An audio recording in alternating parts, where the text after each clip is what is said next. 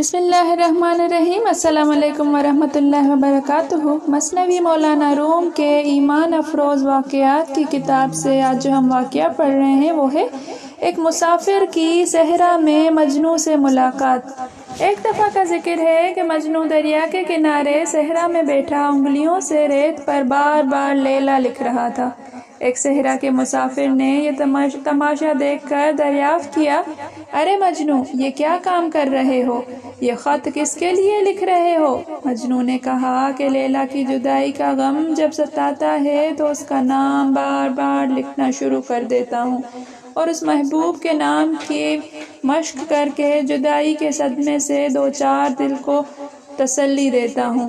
اس واقعے سے مولانا روم رحمۃ اللہ نصیحت فرماتے ہیں کہ اے لوگو، لیلا کا عشق مجازی تو یہ اثر دکھائے تو مولا کا عشق حقیقی کیسے لیلا کے عشق سے کم ہو سکتا ہے؟ مولا کے لیے گیند بن جانا زیادہ بہتر ہے۔ جس طرح گیند کو ہر شخص ٹھوکر لگاتا ہے اور وہ برداشت کرتی ہے، اسی طرح عشق کی راہ میں اپنے کو مٹانا پڑتا ہے۔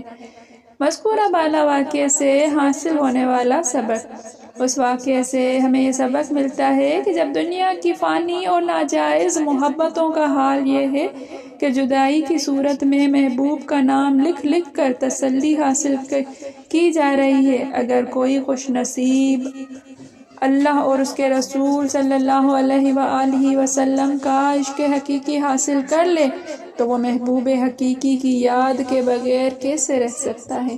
یہ بات خوب ذہن نشین رہے کہ دنیا کی فانی محبتیں آدمی کا سکھ، چین اور سکون برباد کر کے رکھ دیتی ہیں اور آخرت کے عذاب کا الگ اندیشہ ہے، مگر اصلی محبت اللہ تعالیٰ اور اس کے رسول صلی اللہ علیہ وآلہ وسلم سے محبت دل کو راحت اور اطمینان بخشتی ہے، اور ایسے شخص کی تو دنیا میں بھی جنت بن جاتی ہے اور دنیاوی دکھوں اور تکلیفوں کا احساس کم ہو جاتا ہے۔